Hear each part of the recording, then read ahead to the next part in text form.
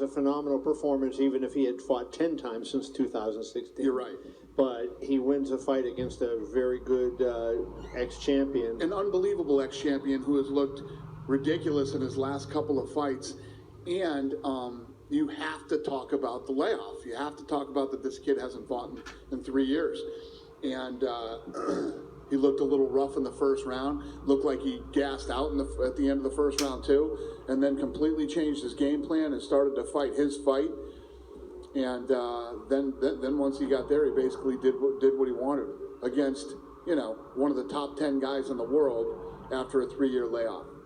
Pretty damn impressive. When you think that Nate, his 2 fights against Conor were among your biggest pay-per-view ever, and you heard this crowd tonight, it seemed like he was the main event. They were Diaz all night.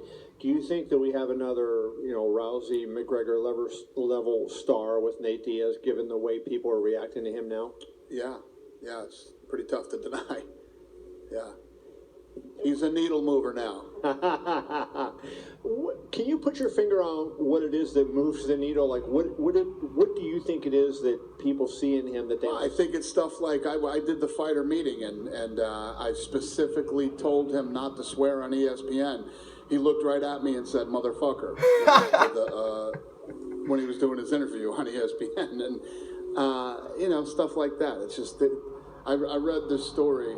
I didn't read the story. I read the headline from one of the big papers that have written a story about this, and it said UFC needs an anti-hero, and here he is, Nate Diaz.